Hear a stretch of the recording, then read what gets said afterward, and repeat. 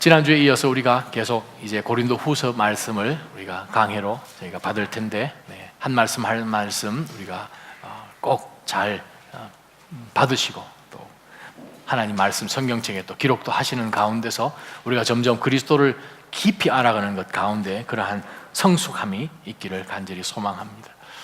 고난, 고린도 후서의 주제 중에 하나가, 큰 주제가 고난이죠. 그 고난 가운데서 고린도 성도들이 믿음을 잘 지켰다는 소식을 바울 사도가 전해 듣고 빌립보에서 기뻐하는 가운데서 쓴 바로 서신이 바로 고린도 후서입니다.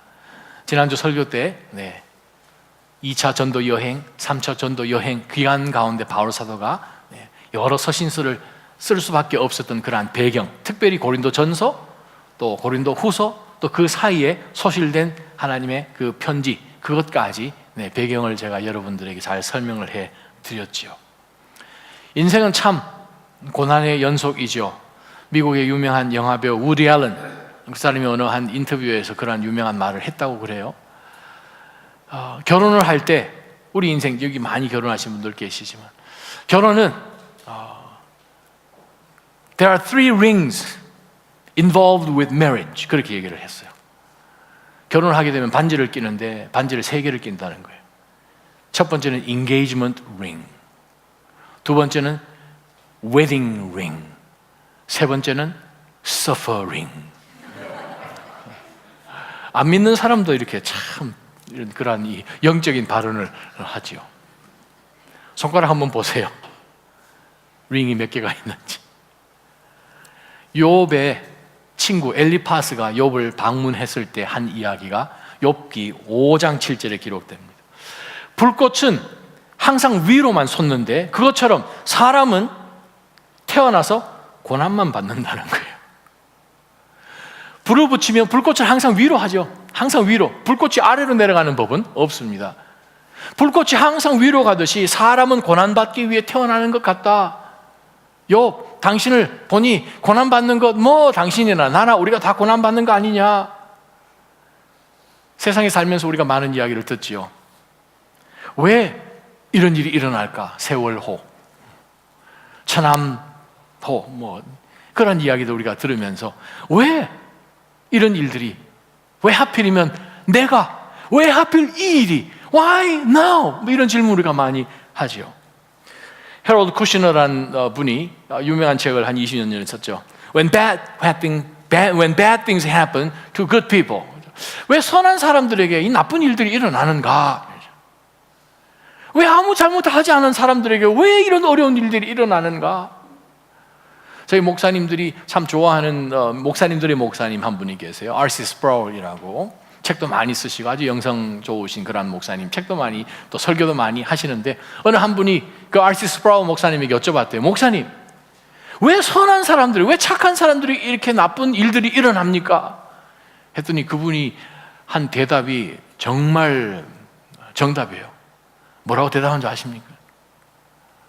R.C. Sproul 목사님이 그 이유 제가 잘 모르겠습니다.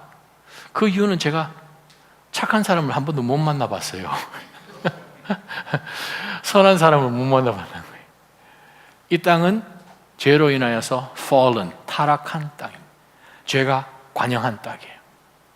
이 땅 가운데서 입술이 부정한 사람들 가운데 살고 있다라고 고백했던 이사야처럼 우리 가운데도 예수님을 영접하여서 하나님의 자녀가 되었음에도 불구하고 우리 속에는 아직도 죄의 성, 인간의 본성, 옛사람이 아직 남아있어요. 타락한 이 세상 가운데서 타락한 사람들이 살고, 타락했다가 예수 그리스도의 그 은혜로 인하여 구원받았지만 육을 가지고 있는 한에 있어서 아직도 육의 생각을 갖고 있는 우리 마음 가운데서 성경은 분명히 말씀하고 계십니다. 로마서 3장에 의인은 없나니 하나도 없도다. 그래요. 모든 사람이 죄를 범하였음에 하나님의 영광이 이루지 못하는 거예요. 그러다 보니 믿음을 지키는 우리 성도들에게도 참 많은 그런 고난과 환난을 우리가 당하게 됩니다. 그러다 보니 우리 마음 가운데, 주님, 제가 지난주 예배도 참석했는데요, 오래간만에 금요 예배도 갔는데요, 왜 이런 일이 토요일 아침에 일어납니까? 이런 얘기 우리가 가끔 하나님 앞에 원망하잖아요. 욥도 예외가 아니었습니다. 욥이 13장 24절에 보면 왜 주의 얼굴을 나에게 숨기시고 나를 주의 적으로 대하십니까? 욥이 자기에게 당한 이 환난을 들여다보면서 이해를 할 수가 없는 거예요. 왜 이런 고난이 하루아침에 닥쳐서 내 아이들 다 죽고 집이며 자산이며 종들이며 다 잃어버리고 나 혼자만 남았는데 몸에는 병을 얻어서 기왓장을 가지고 매일같이 긁어도 시원차지 않은 그러한 가운데 아내는 옆에서 하나님을 저주하고 당신 자살하시오 라고 옆에서 계속 부추기는 가운데서 자기가 이 고난의 이유를 알 재간이 없다는 거예요. 저와 여러분 당하고 있는 이 고난, 앞으로 우리가 당할 그 환난들 이유를 알지를 못하죠. 왜? 라는 그 질문만 계속해서 내뱉을 뿐. 시편에 얼마나 많은 시편 기자들 다윗을 비롯하여서 고라 자손들이며 아삽의 시들이며 하나님 앞에 경건하게 살았던 사람이 하나님은 왜요? 왜 이런 일이? 왜 이런 적들이? 제가 무엇을 잘못했다고 나에게 이러한 고난을 허락하십니까? 라는 질문이 성경 곳곳에 다 나온다는 거죠. 신학적으로 성도가 고난당하는 이유가 10가지 있습니다. 근데 그 10가지는 제가 여러분에게 다 해드리지는 못하고 그 10가지 중에서 3가지가 오늘 성경에 나옵니다.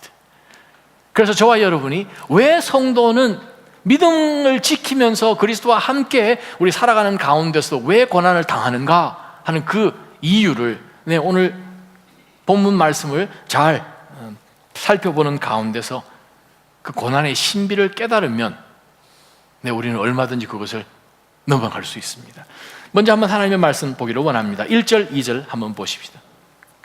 하나님의 뜻으로 그리스도 예수의 사도가 된 바울과 형제 디모데는 고린도에 있는 하나님의 교회와 온 아가야에 있는 모든 성도들에게 편지를 씁니다.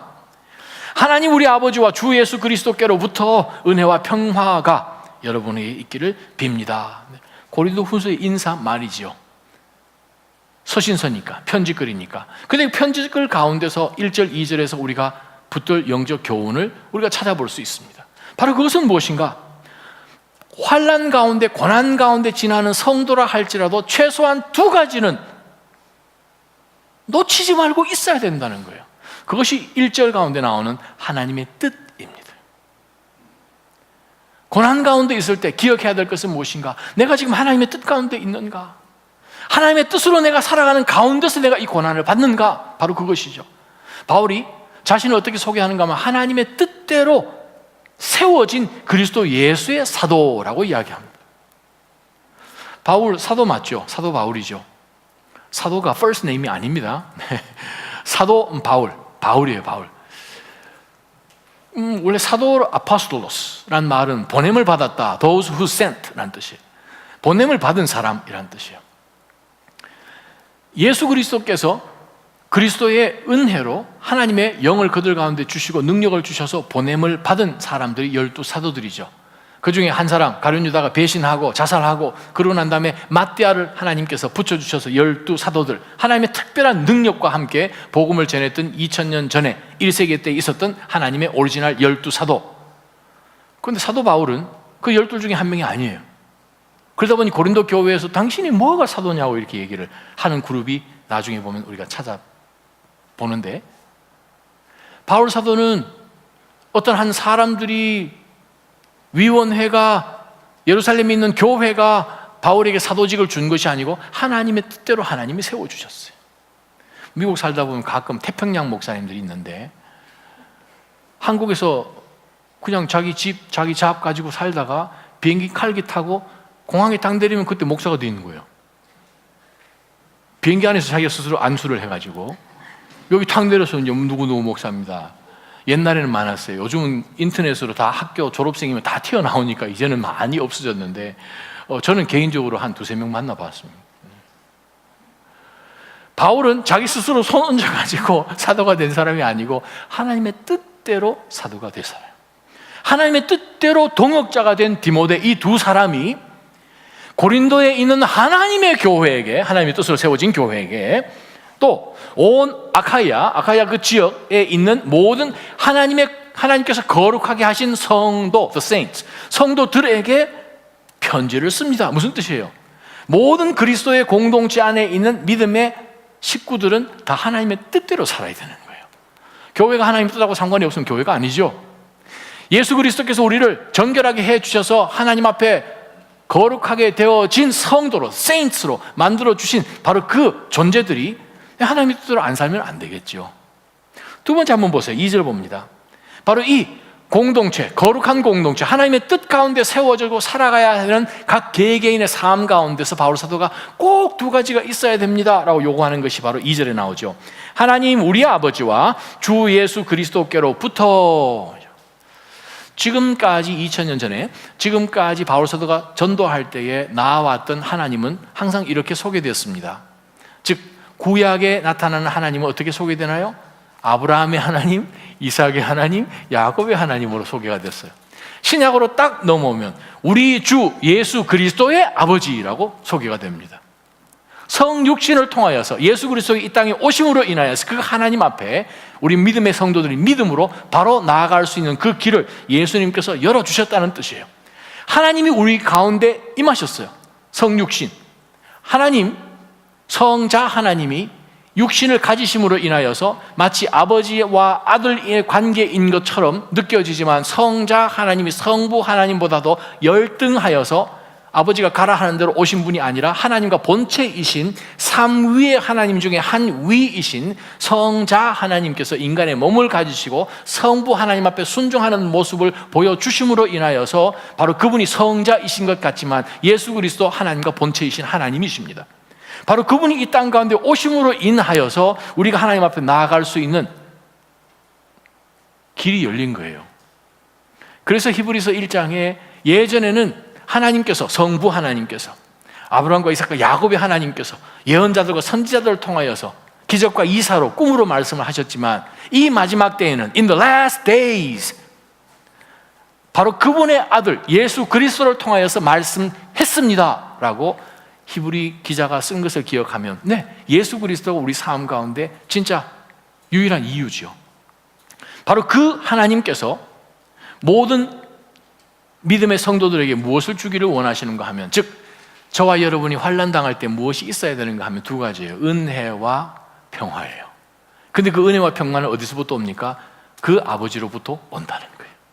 은혜가 무엇입니까? 은혜는 내가 내 힘으로 얻을 수 없는 것을 하나님이 우리 가운데 그냥 주시는 것이 은혜이지요. 그 은혜가 우리 가운데 임할 때에 우리 마음 가운데 생기는 것이 평화이지요. 우리가 아무리 인간적인 노력으로 합의를 하고 서밋을 하고 하는 가운데서 평화를 얻어지는 것은 아닙니다. 그 평강은 성령 하나님께서 우리 가운데 계심으로 인하여서 평화의 왕인 하나님의 영이 우리 가운데 계실 때에 일어나는 것이 평화죠. 바로 그 두 가지를 바울 사도가 성도들에게 꼭 발견하기를 원한다는 거예요. 여러분에게 은혜와 평화가 있기를 원합니다. 우리 마음이 마인드 컨트롤 하면서 마음 가운데 평화가 안 생깁니다. 더 헷갈리죠. 서로 속에 있는 이야기를 다 이야기를 하고 계획을 세운다고 해서 우리 가운데 은혜가 생겨지지는 않죠. 고난 가운데 있는 성도들에게 바울 사도가 요구하는 것은 지금까지 하나님께서 여러분들을 어떻게 인도하시고 함께 해주셨는지를 기억하게 되면 고난 가운데 있을 때 지금까지 하나님이 나를 버리지 아니하시고 늘 함께 하셨고 응답하신 바로 그 하나님을 기억하면 먼저 무엇이 있어야 됩니까? 은혜로다, 은혜로다. 지금까지 지내온 것이 은혜로다. 그러면 바로 그 순간에 고난 가운데 마음이 원망이 있고 절망하고 그냥 낭망한 가운데 있는 것이 아니라 하나님의 평화가 우리 가운데 있어야 되지 않습니까? 바로 그것을 바울 사도가 머리끌 가운데 우리에게 먼저 도전을 줍니다. 첫 번째부터 영적 교훈. 아무리 우리가 고난 가운데 있어도 공통적으로 발견되어야 되는 그 두 가지가 성도의 삶 가운데는 있어야 된다는 거예요. 그것이 은혜와 평강이에요. 어떻게 그것이 가능합니까? 하나님의 뜻 가운데 있어야 가능해요. 하나님의 뜻 가운데 보냄을 받고 하나님의 뜻 가운데 영접을 하고 하나님의 뜻 가운데 우리도 동일하게 보냄을 받을 때에 동일하게 하나님께서 우리를 은혜와 평화의 사도로 사용하십니다. 아멘. 바로 그 목적을 위해서 하나님이 우리를 구원해 주셨죠. 두 번째 말씀 보세요. 3절부터 4절 상반절까지 말씀입니다. 하나님 곧 주 예수 그리스도의 아버지, 자비의 아버지, 모든 위로의 하나님께서는 찬양받으실 분입니다. 그분은 우리의 모든 환난 가운데서 우리를 위로하는 분이시기 때문입니다. 아멘. 자, 제가 여러분에게 15초의 시간을 드릴 테니까 1절부터 11절까지 위로란 단어가 몇 번 나왔는지 한번 동그라미 쳐보시고 헤아려 보시기를 바랍니다. 시간 재겠습니다. 시작.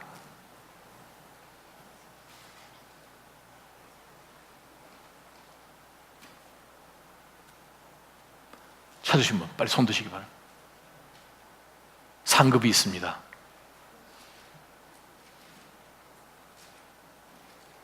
어휴.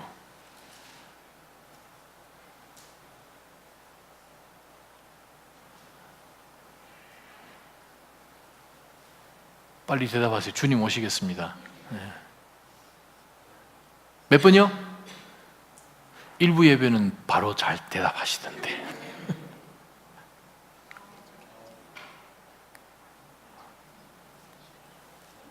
몇 번 나왔어요? 위로? 저랑 여러분 같은 성경책 지금 쓰고 있습니다. 네. 10번 나옵니다. 아멘. 10번 나와요. 10번. 요 짧은 구절 가운데 10번 나왔어요. 두 번째 붙들 영적 교훈이요. 하나님은 고난 중에 위로하시는 분이세요.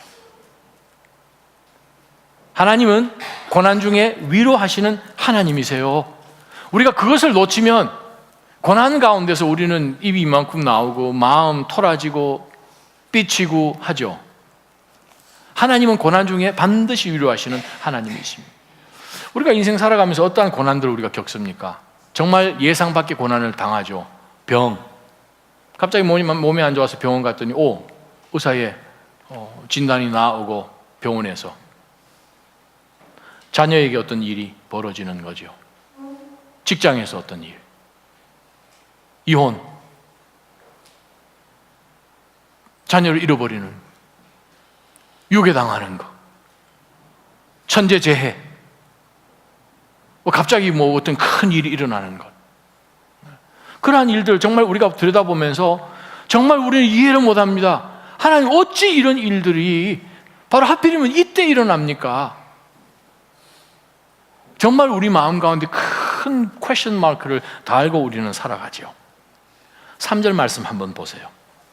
하나님 곧 주 예수 그리스도의 아버지, 자비의 아버지, 모든 위로의 하나님께서는 찬양받으실 분이십니다. 아멘. 하나님은 고난 중에 위로하시는 하나님이십니다. 그러면 성도가 우리가 해야 될 것이 있습니다. 찬양이에요. 기쁠 때 부르는 것은 노래입니다. 바닥을 칠 때 하나님 앞에 나아가는 영의 노래는 찬양이죠. 기억하시잖아요. 사도행전 16장에 무슨 일이 벌어집니까? 2차 전도 여행 때에 바울과 실라가 엄신 두들겨 맞고 복음 때문에 전도하다가 감옥에 갇혔을 때에 그들이 한밤중에 한 것이 뭐였습니까? 찬양이에요. 기도하고 찬양이에요.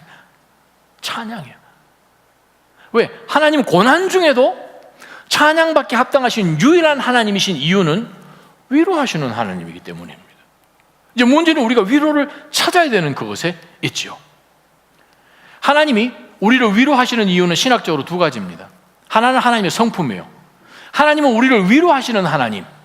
예레미야 에가에서 나오는 하나님의 말씀, 제가 여러분에게 나중에 읽어드리겠지만 하나님께서는 정말 우리 인생 가운데 이러한 고난을 당하는 그것을 기뻐하지 않으시는 하나님이에요. 하나님의 성품상 우리를 정말 어떻게든 아름답게 성장되기를 원하시는 것이 하나님이신데, 두 번째 하나님 우리를 위로하시는 신학적 이유는 하나님이 위로하겠다고 말씀하셨기 때문에 그렇습니다.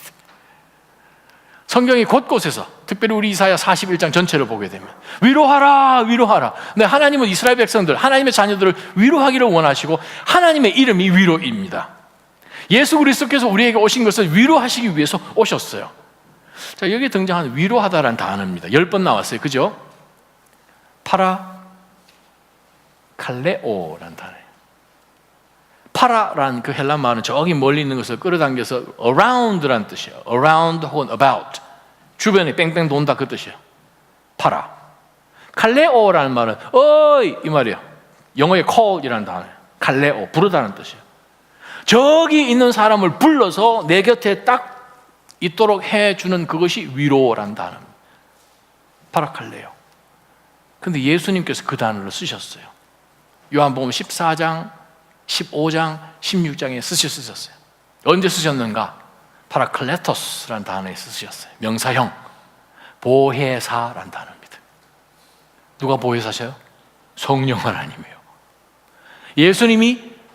예수님 당신께서 보혜사셨습니다. 위로하는 자예요. 내가 가면 너희들에게 다른 보혜사를 보내리니 different but in same kind라는 뜻입니다. 예수님도 보혜사셨는데 다른 보혜사를 보내주신다고 말씀하시면서 보혜사라는 단어에 파라클레토스라는 단어 쓰셨어요. 똑같은 단어입니다. 하나님께서는 예수 그리스도를 구세주로 영접한 믿음의 성도들 삶 가운데 예수 그리스도의 영인 위로자, 보혜사인 성령 하나님을 우리 가운데 보내주셔서 우리의 위로가 되기를 원하시는 하나님이십니다. 그래요. 우리 가운데 바로 이 찬양할 수밖에 없는, 환경은 그렇지 않지만 할 수밖에 없으면 우리 가운데 위로의 영이 계시기 때문에 그렇습니다. 고난 가운데 성령께서 하시는 말씀에 더 귀를 기울이시기를 원합니다. 그런데 4절 상반절 한번 보세요. 그분은 우리의 모든 환난, 모든 프레셔 가운데서 우리를 위로하시는 분이십니다. 그 말은 우리가 고난 가운데 있을 때 하나님께서는 때로는 우리가 하나님 어디 계십니까? 왜 응답하지 않으십니까? 왜 이런 고난이 있습니까? 할 때에 하나님께서 우리 곁에 오시고 우리 가운데 이미 거하여 계시고 멀리 계셨다고 생각되는 그분이 우리 바로 곁에 계셔서 팔을 감싸시고 우리가 하는 눈물을 닦아주시고 우리가 하는 모든 이야기를 들어주시고 하는 그 시간, 위로의 시간이 사실은 우리가 하나님과 더 가까이 다가가고 하나님을 더 깊이 알아가는 기회가 됩니다. 환난이요?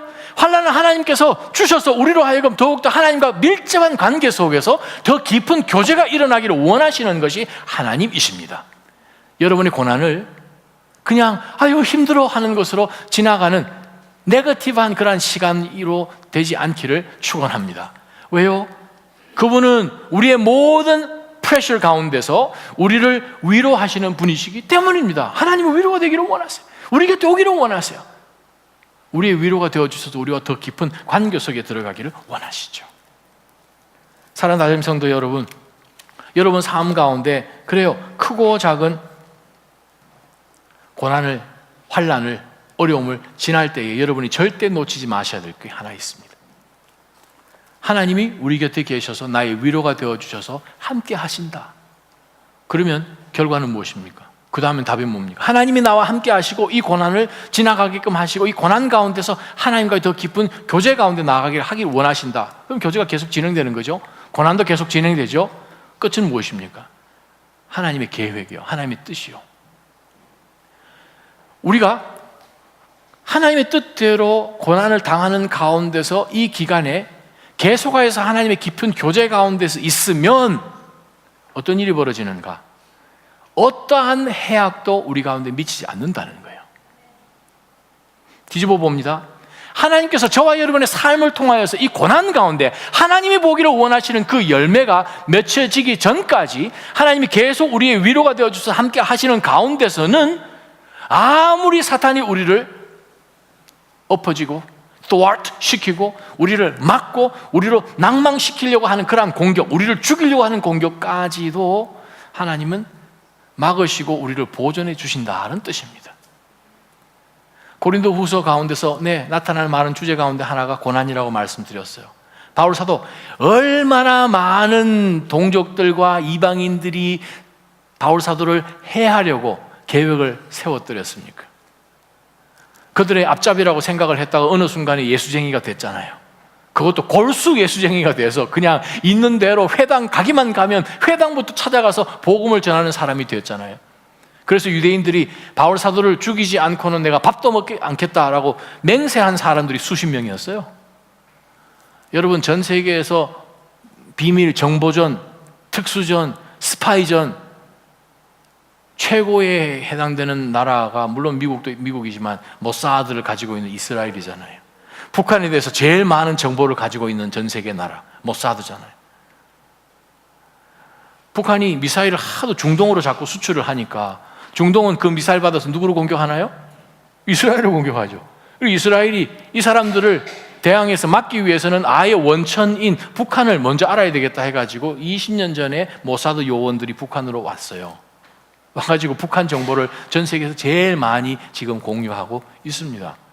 자, 그 이스라엘 정말 지금도 보면 아주 그냥 특수부대 희한한 사람들이 그냥 뭐 하나 결정을 하게 되면 뭐 진행시키는 그 유대인들이 바울 사도를 어떻게 해서든 해하려고 했는데 단 한 번도 그들이 성공을 못했어요.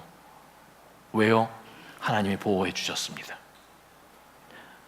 하나님이 여러분 삶을 통해서 이루시고자 하는 그것이 완성되기 전까지는 여러분 인생에 크고 작은 고난은 있지만 여러분 죽지 않으십니다. 아멘. 감동이 없으시네. 잠언 21장 30절 말씀으로 제가 읽어드릴 테니까 감동하시기 바랍니다. 어떤 지혜나 깨달음, 계획도 하나님께 대항할 수 없도다. 아멘. 세상에 그 어떤 지혜, 어떤 깨달음, 어떤 계획도 하나님께 대항할 수 없습니다. 그래서 우리가 하나님의 뜻 안에 있는 한에 있어서는 고난 가운데 있는다 할지라도 하나님은 우리를 통해서 하실 그 일들을 반드시 하나님은 마치신다라는 뜻입니다. 그러면 우리는 어떻게 할 수 있습니까? 두 번째 우리가 붙든 말씀처럼 하나님께서는 고난 가운데도 위로하시는 하나님이시니 네, 우리가 어떻게 바로 이 고난 가운데서 하나님과 더욱더 깊어질 수 있는 그러한 기회로 네, 우리가 생각을 하고 하나님 뜻 가운데 순종하는 것이죠. 세 번째, 오늘 본문 가운데 가장 중요한, 특히 고린도 후서에서도 아주 중요한 본문이 4절 하반절부터 11절까지 시작됩니다. 바로 이 구절 가운데서 우리가 찾는 세 가지가 등장하죠. 무엇인가?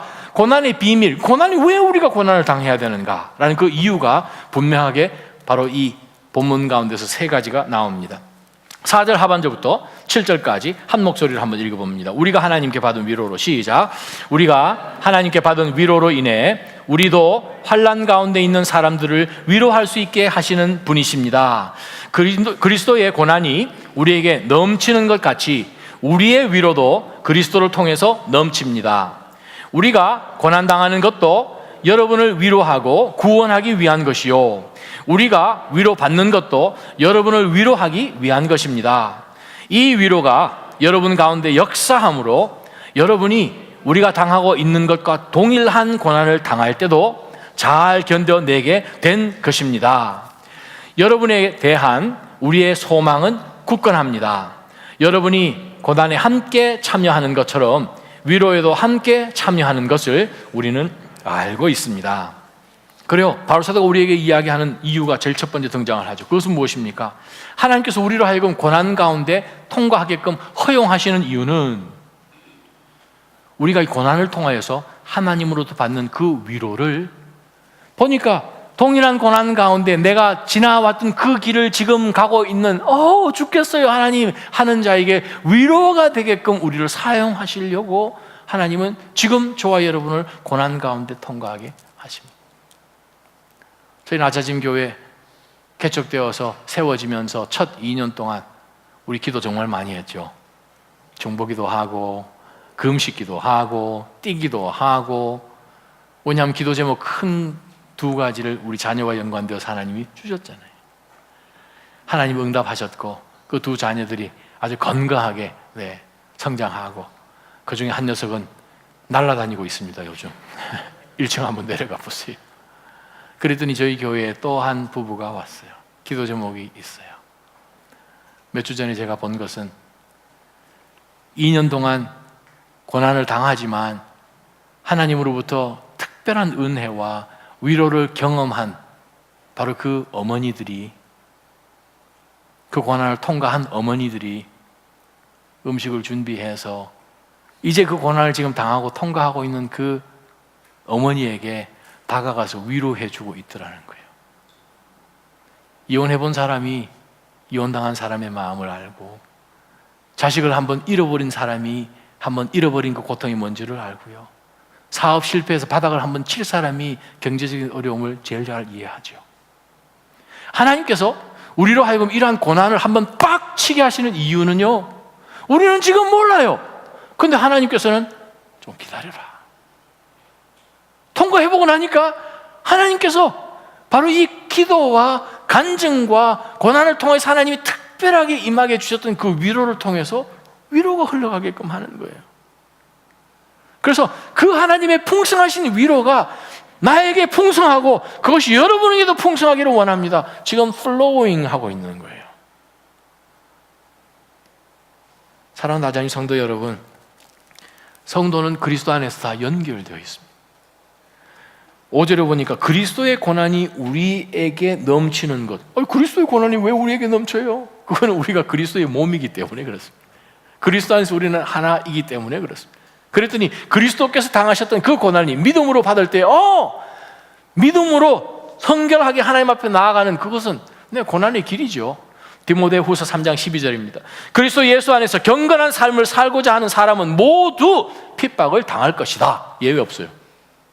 믿음을 이 땅 가운데, 죄악이 관영한 이 땅 가운데 지키고자 하는 믿음의 사람들은 무조건 고난 가운데 예외 없이 있습니다. 근데 하나님께서 이 고난 가운데 하나님 붙들고 지날 수 있었더니 위로할 수 있는 사람으로 하나님께서 만들어 주신 거예요. 얼마나 감사한지요. 근데 문제는 조건이 있어요. 우리가 고난을 당할 때에 위로받을 수 있는 조건이요. 고난 당한다고 무조건 위로받지 않습니다. 죄를 지어서 고난받으면 하나님 위로 안 해주십니다. 베드로후서 한번 찾아보시죠. 베드로전서 4장입니다. 베드로전서 4장 12절에서 16절까지. 사랑하는 사람들이요, 시작. 사랑하는 사람들이요, 여러분을 시험하려고 오는 불같은 시험이 있더라도 무슨 이상한 일이 여러분에게 일어난 것처럼 여기지 말고 오히려 여러분이 그리스도의 고난에 참여하게 된 것을 기뻐하십시오. 이는 그분의 영광이 나타날 때 여러분이 크게 기뻐하고 즐거워하게 하려는 것입니다. 여러분이 그리스도의 이름으로 인해 모욕을 당하면 여러분은 복 있는 사람들입니다. 이는 영광의 영, 곧 하나님의 영이 여러분 위에 계시기 때문입니다. 여러분 가운데 누구라도 살인하는 사람이나 도둑이나 범죄하는 사람이나 다른 사람의 일에 참견하는 사람들 때문에 고난을 받지 않도록 하십시오. 그러나 여러분이 그리스도의 사람으로 고난을 받는다면 부끄러워하지 말고 도리어 그 이름으로 하나님께 영광을 돌리십시오. 무슨 뜻입니까? 우리가 죄를 지으면 하나님의 위로를 받으려면 빨리 죄를 회개하고 하나님 앞에 빨리 돌아와야 돼요. 계속 죄 짓는 가운데서는 하나님 위로하신 것이 아니라 혼을 내시시오. 야고보서 말씀 있잖아요. 하나님께서는 아버지는 사랑하는 자를 회초리 내대세요. 사랑하는 자를 하나님께서 혼내지 아니하시면 사생하라고 성경은 분명히 기록하고 있죠. 그래요, 우리 사랑하는 자녀들에게 우리가 꾸준함도 하죠. 우리가 죄 가운데 거하지 않도록, 여러분 가운데 도적질하고 살인하고 하는 그러한 죄 말고 하나님의 뜻 가운데서 거룩한 커즈를 가지고 고난당하면 하나님이 위로하십니다. 그래서 고린도후서 다시 돌아오게 되면 그리스도의 고난이 바로 고린도 성도들에게 넘친 것, 또 우리의 위로도 그리스도를 통해서 넘치는 것은 그리스도와 연결되어 있기 때문에 그렇습니다. 그 다음에 우리가 볼 6절 말씀을 한번 보게 되면 6절 마지막 한 단어가 있습니다. 우리가 고난 당하는 것도 여러분을 위로하고 구원하기 위한 것이요, 우리가 위로받는 것도 여러분을 위로하기 위한 것입니다. 이 위로가 여러분 가운데 역사함으로 여러분이 우리가 당하고 있는 것과 동일한 고난을 당할 때도, 그 다음 말씀 밑줄 치세요, 잘 견뎌내게 된 것입니다. 그래요, 고난의 이유가 무엇입니까? 우리로 하여금 바로 다른 사람에게 위로가 되게끔 하기 위해서 하나님께 고난을 주셨으니 우리가 지금 고난을 당할 동안 어떻게 해야 되는가? 잘 견뎌야 됩니다. 다른 말씀, 이 고난이 진행이 되고 있는 것 가운데서 이것이 끝나야 우리가 다른 사람에게 위로해 줄 수 있습니다. 끝나야 우리를 향한 하나님의 고난의 목적이 달성되기 때문에 그제서야 완성이 됩니다. 그 전에 튀어나오면 미완성이에요. 제가 집에서 가끔 땅콩을 굽습니다. 아내가 어디 땅콩을 사가지고 와서 땅콩을 이렇게 구워 먹으면 참 맛있는데 조그마한 미니 그 오븐에 넣어서 땅콩을 굽습니다. 그래서 제가 처음에 어떻게 굽는지 몰라 아내에게 물었습니다. 어떻게 구워야 되냐 했더니 아내가 350도에 맞춰라. 10분을 맞춰라. 근데 제가 착각한 것이 있습니다. 저희 집에서는 이 미니는 저희가 한국서 쓰던 것을 가져왔기 때문에 섭씨로 되어 있습니다. 아내는 저에게 화씨로 350도 했습니다. 저는 섭씨로 350도를 해서 10분을 맞춰놓고 위에 올라가서 주여 기도하고 있는데 갑자기 연기가 솔솔 올라왔습니다. 밑에 내려갔더니 화재 경보가 울리기 직전이더라고요. 딱 열어보니까 불쌍한 애들이 다 타버렸어요. 아, 아니구나. 그 다음번에 이제 온도 조절을 했는데 조절을 잘못해가지고 10분이 지났는데 열어보니까 덜 익었어요. 완벽한 시간과 완벽한 강도로 그들이 그 안에 있어야 땅콩이 됩니다. 하물며 땅콩보다 더 귀한 우리 인생이 중간에 튀어나오면 어떻게 되겠습니까? 오늘 이 말씀 잘 견뎌내기를 주님의 이름으로 축원합니다. 잘 견뎌낸다라는 것은 후포메노라는 헬라 말인데, 후포라는 것은 언더라는 뜻이에요. 후포. 메노라는 것은 stand라는 뜻이에요. 밑에 계속 서 있으라 그 뜻입니다. 이 구절 말씀 여러분 암송하고 계시는 성경 구절에 잘 나온 말씀이에요.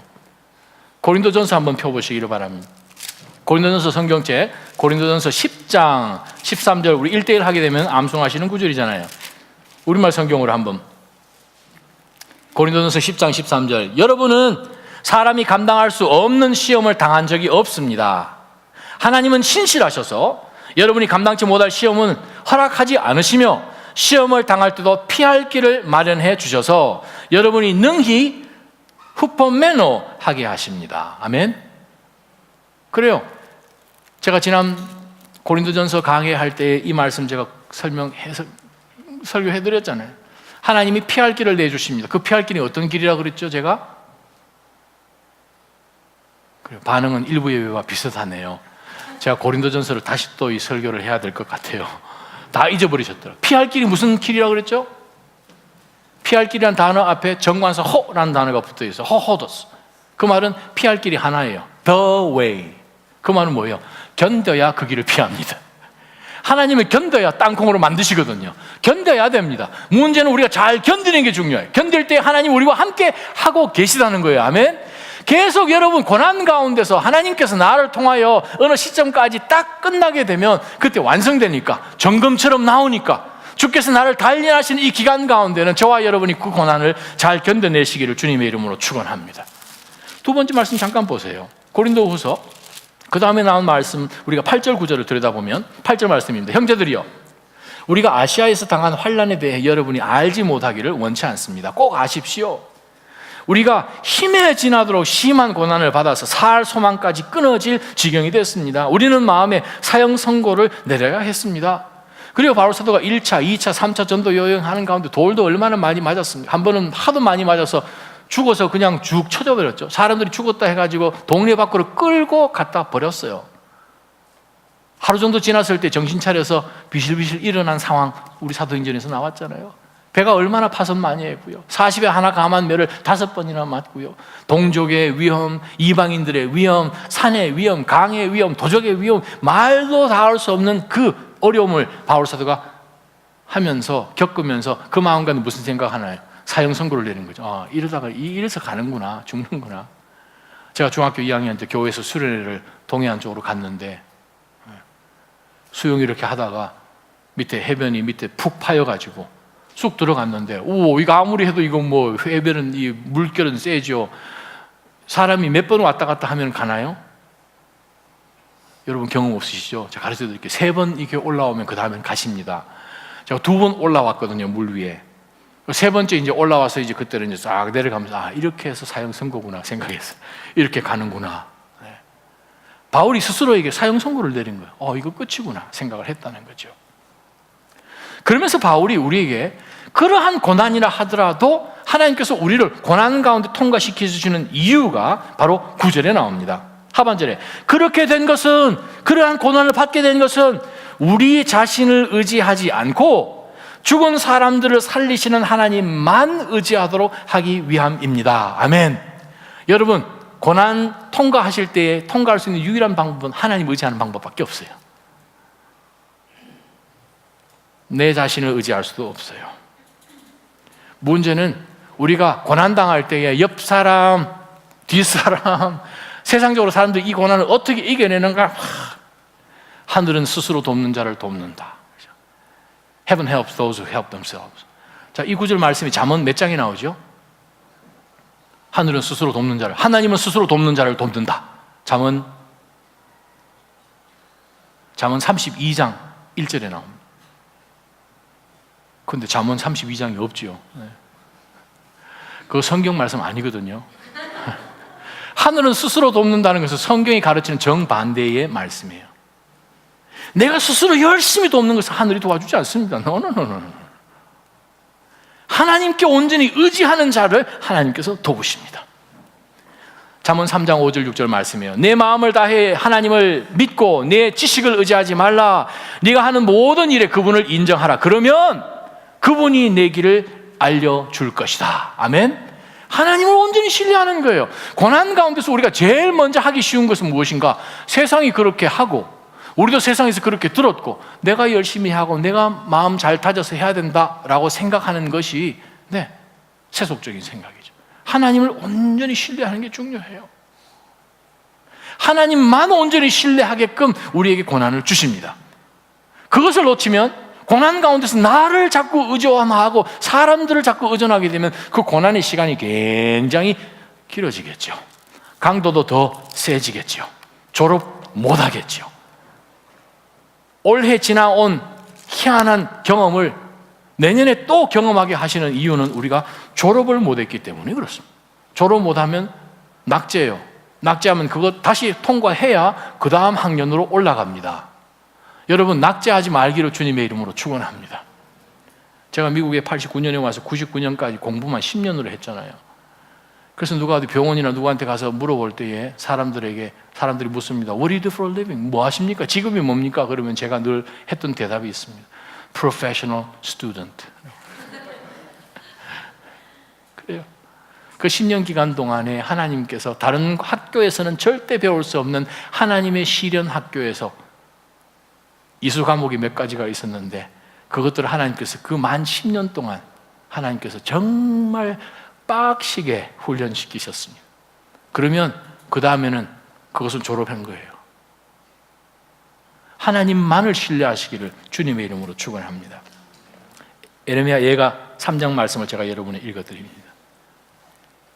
예레미야 예가 3장 27절 우리가 함께 한번 41절까지 하나님이 하신 말씀인데 예레미야가 이 예루살렘이 멸망하고 있는 그러한 상황을 보면서 눈물을 흘리면서 하나님 왜 이스라엘 백성들에게 이런 정도의 고난까지 허락하십니까? 라고 하나님 앞에 간구할 때 하나님 주신 말씀입니다. 자, 27절부터 41절까지 사람이 시작. 사람이 아직 젊을 때 명예를 매는 것이 좋도다. 그가 홀로 조용히 앉아있게 하여라. 이는 여호와께서 그 위에 멍에를 놓으셨기 때문이다.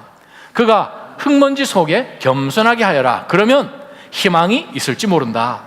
자신을 치는 사람에게 뺨을 내밀어 그에게 수치로 가득 차게 하여라. 이는 주께서 영원히 버리지 않으실 것이기 때문이다. 주께서 슬픔을 주시더라도 풍성한 인내하심에 따라 긍휼히 여기실 것이다. 이는 주께서 사람의 자녀들에게 고난이나 슬픔 주시기를 즐겨하지 않으시기 때문이다. 세상의 모든 갇힌 사람들이 발 아래 짓밟히는 것, 지극히 높으신 분 앞에서 한 인간의 정의가 부인되는 것, 사람에게서 권리를 빼앗는 것은 주께서 기뻐하지 않으시는 것이다. 주께서 그것을 명령하지 않으셨다면 누가 그것을 말할 수 있고 일어나게 할 수 있는가? 좋은 것과 나쁜 것이 지극히 높으신 분의 입에서 나오지 않는가? 자기 죄로 인해 벌 받는데 살아있는 사람이 왜 불평해야 할까? 우리의 행동을 살펴보고 점검하고 우리가 여호와께로 돌아가자.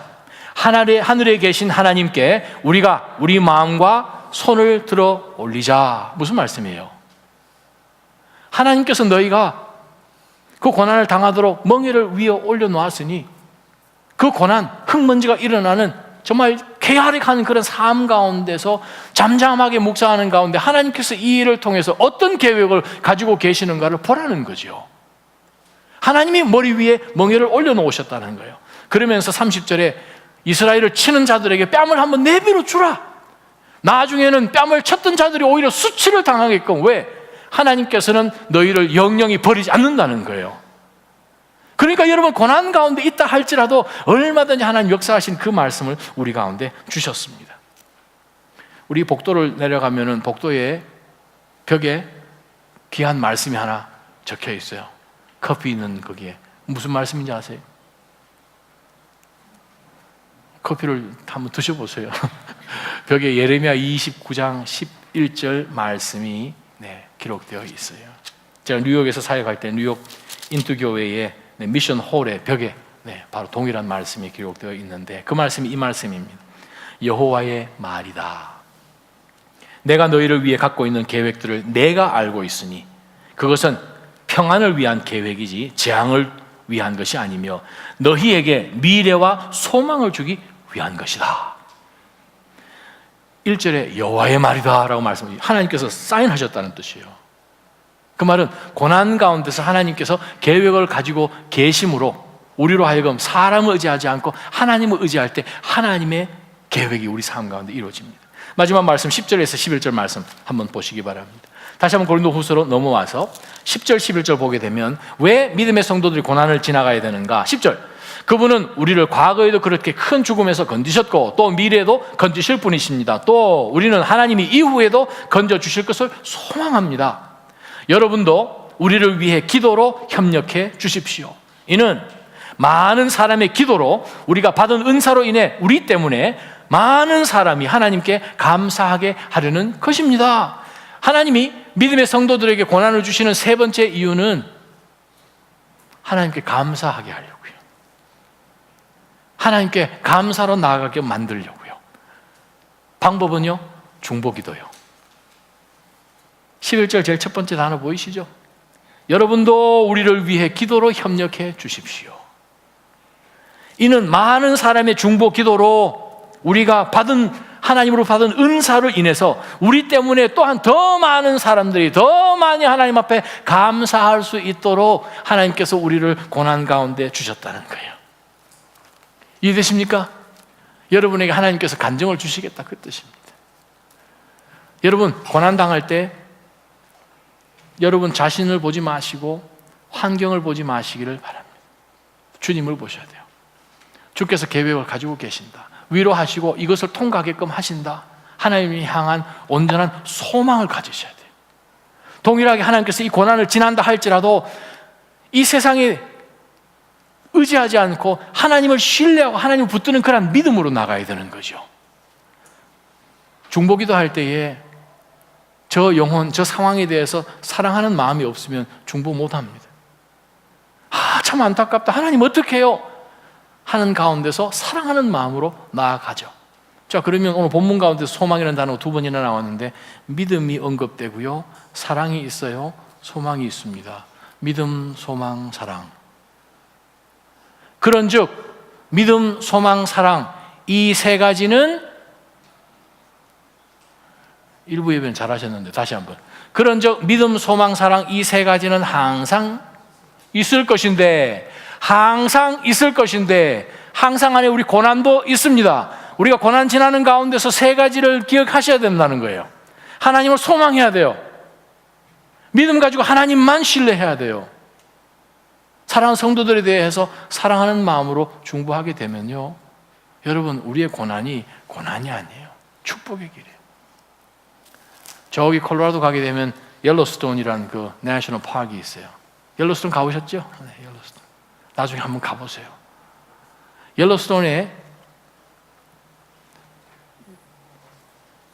라치폴이라는 피누스 콘타라라는 그 학명의 소나무가 있어요. 바로 옐로스톤에만 참 희한한 그 소나무가 있는데, 이 소나무의 특징은 뭐냐 하면 솔방울들이 안 떨어진다는 거예요, 바닥으로. 우리 소나무의 바닥에 많이 떨어지죠, 솔방울. 근데 이 라치폴이라는 이 소나무는 솔방울이 안 떨어져서 몇 년째 계속 꼭대기에 매달려 있어요. 근데 떨어져도 하도 단단해가지고 깨어지지가 않아요. 벌어지지도 않아요. 속에는 씨앗이 나오지도 않아요. 이거 무엇이, 어떻게 이 소나무를 이렇게 하나님 만드셨나.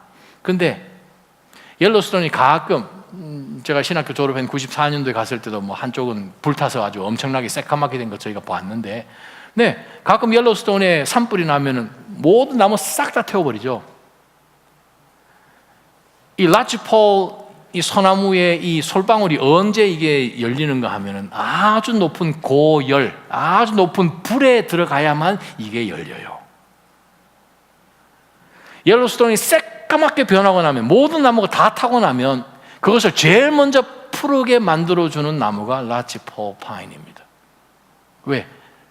다른 거 다 타는데 불 가운데서 그 솔방울이 열려가지고 씨앗이 나와서 나무가 이제 자라는 거예요. 제일 먼저 자라는 나무가 라치폴이에요.